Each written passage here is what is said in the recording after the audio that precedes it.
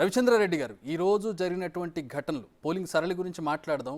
Polling జరిగినటువంటి తీరుకు సంబంధించి ఏంటి మీరు ఏం చెప్తారు? దీనికి సంబంధించి ఈరోజు జరిగిన పరిణామాలు గతంలో ఎప్పుడూ కూడా చూసినటువంటివి కాదు ఈ మధ్యకాలంలో.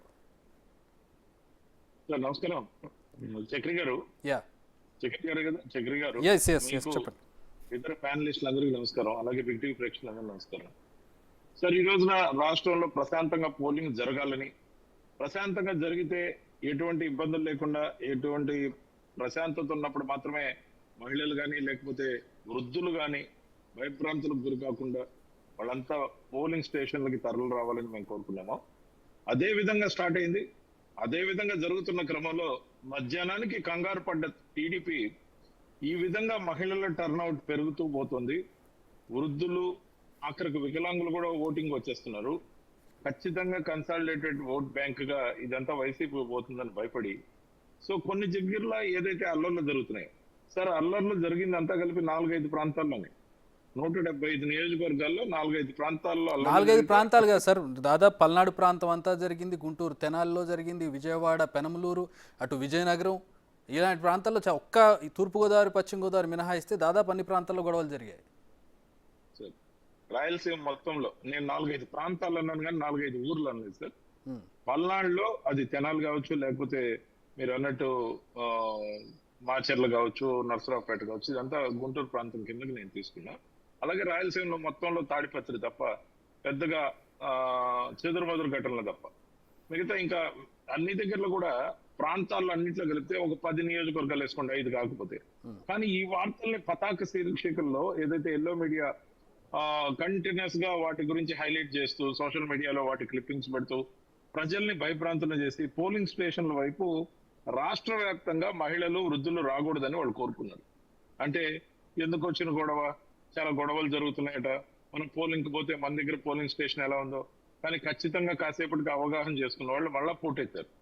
సార్, మహిళల టర్న్అవుట్ ఏ విధంగా ఉందంటే పురుషులకు మించి 4% ఎక్కువగా పోలింగ్ జరిగింది. ఖచ్చితంగా 4% ఎక్కువ జరిగింది పురుషుల కన్నా కూడా. మహిళలకు ఎందుకు అంత ఇంపార్టెన్స్ ఇస్తున్నాం అంటే ఇచ్చిన ప్రతి పథకం వైఎస్ఆర్సీపీకి అక్కజెల్లెమ్మల పేర్లతోనే ఇవ్వడం జరిగింది. అది ఇళ్ల స్థలాలు కావచ్చు, డ్వాక్రా రుణమాఫీ కావచ్చు, అమ్మఒడి కావచ్చు, ముఖ్యంగా అనేక రకాలుగా ఏదైతే 45 సంవత్సరాల నుంచి 60 సంవత్సరాల మహిళలకు ఇచ్చిన కార్యక్రమాలు కావచ్చు, ప్రతి దాంట్లో కూడా ఉమెన్ ఎంపవర్మెంట్ కి. సార్, సాధారణంగా ఓటింగ్ పర్సంటేజ్ పెరిగితే ప్రతిపక్షానికి ప్లస్ అవుతుంది అని అంటారు. అలాంటప్పుడు ప్రతిపక్షాలు ఓటింగ్ జరగకుండా ఎందుకు అడ్డుకునే ప్రయత్నం చేస్తాయి? ఖచ్చితంగా చేస్తాయి సార్. ఎందుకంటే ఈసారి ముఖ్యంగా సంక్షేమ పథకాలు అనేవి 3,22,00,000 మందికి చేరాయి సార్. 4,13,00,000 మంది ఓటర్లలో 3,22,00,000 మందికి సంక్షేమ పథకాలు ఎప్పుడైతే చేరాయో దాంట్లో 50% వేసుకుంటే పోయినసారి మాకు 50% ఓట్లు మాత్రం వచ్చాయి. అంటే 1,65,00,000 ఓట్లు వచ్చాయి. కానీ 1,60,00,000 ఓట్లు వస్తే మాకు 150 సీట్లు వస్తాయి. 50% పోలింగ్ వచ్చిన ముఖ్యంగా సంక్షేమ పథకాలు ఏమై కూడా చంద్రబాబు నాయుడు ఉంచకుండా రద్దు చేస్తాడని ప్రజల్లోకి బలంగా వెళ్ళింది.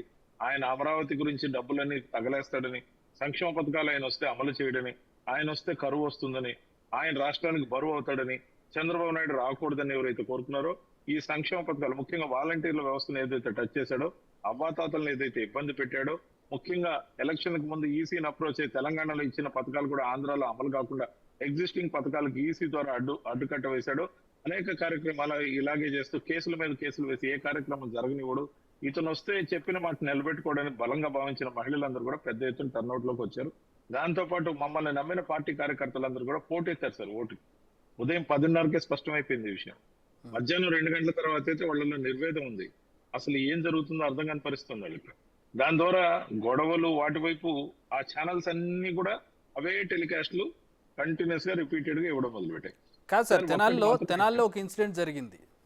మీ పార్టీ ఎమ్మెల్యే ఒక ఓటర్ మీద దాడి చేశారు. ఒక ఓటర్ మీద దాడి చేశారు. దాని మీద మీరు ఏం మాట్లాడతారు? చెంపదెబ్బ సార్. ఖచ్చితంగా సార్. ఇప్పుడు ఒక వ్యక్తి ఏదైతే మాట్లాడాడో ఆ వ్యక్తి మాట్లాడినప్పుడు జరిగిన సంఘటన పూర్తిగా చూడాలి మీరు.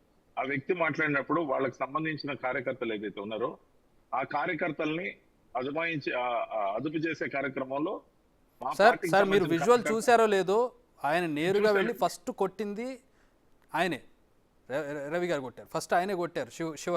ఆ తర్వాత ఆయన అనుచరులు ఈయన తిరిగి కొట్టడంతో అనుచరులు అతను చితకబాదారు. 10 మంది అనుచరులు ఆయన కొట్టారు. సార్ ఒక మాట నేను చెప్పాలంటే ఇలాంటివి అనేకం జరిగినాయి. ఇప్పుడు జరుగుతున్న దాడులను ఏమంటారు? నేను సమర్థించను. ఆవేశం అనేది ఇప్పుడు జనంలో చైతన్యం ఉండొచ్చు. జనం 10 మంది 20 మంది ఎందుకు వచ్చారంటే ఆపాల్సింది పబ్లిక్ తో పాటు ఎలక్షన్ ఆఫీసర్ కూడా ఆపొచ్చు. ఒక 4-5 ఎక్స్ట్రాగా లోపలికి వచ్చినట్టున్నారు. Election officer can object that. సామాన్యుడు అబ్జెక్ట్ చేయకూడదు అనే దానికి నేను ఒప్పుకోను. సామాన్యుడు కూడా అబ్జెక్ట్ చేయొచ్చు. మాట్లాడే విధానంలో, మర్యాదలో, పద్ధతిలో తేడా ఉంటది. ఒకరు వైలేట్ చేసినప్పుడు రెండో వాళ్ళు కూడా వైలేట్ చేస్తే ఏమవుతుంది? నేను సమర్థించడం లేదు. అన్నాబత్తున శివకుమార్ గారు కూడా ఆయన సమర్థించుకోవట్లే.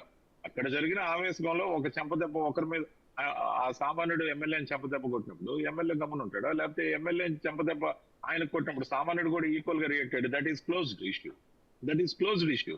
Both sides it happened. అది ఒక చిన్న సంఘటన మాత్రమే. ఇప్పుడు కాంక్రీట్ గా జరుగుతున్న సంఘటనలు ఏవైతే ఉన్నాయో, ప్లాండ్ గా ఏవైతే గొడవలు ఘర్షణలు రేగుతున్నాయో వాటికి తెలుగుదేశం పార్టీ ఏం సమాధానం చెప్తుంది?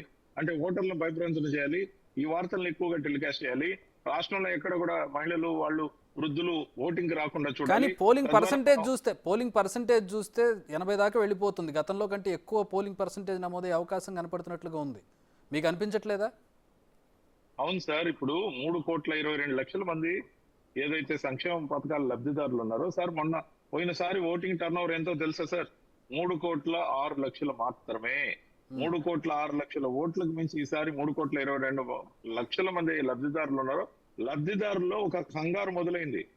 చంద్రబాబు వస్తే కరువు వచ్చేది అట్లుంచి మన ఇంట్లో కూడా కరువు తెస్తాడు. ఆల్రైట్ ఒకసారి శ్రీనివాస్ రెడ్డి గారి దగ్గరికి వెళ్దాం. శ్రీనివాస్ రెడ్డి గారు సార్, మాకు పాజిటివ్ గా ఓటు బ్యాంక్ ఏదైతే ఉందో అది పోటెత్తారు ఈ రోజున. ఆల్రైట్ శ్రీనివాస్ రెడ్డి గారు,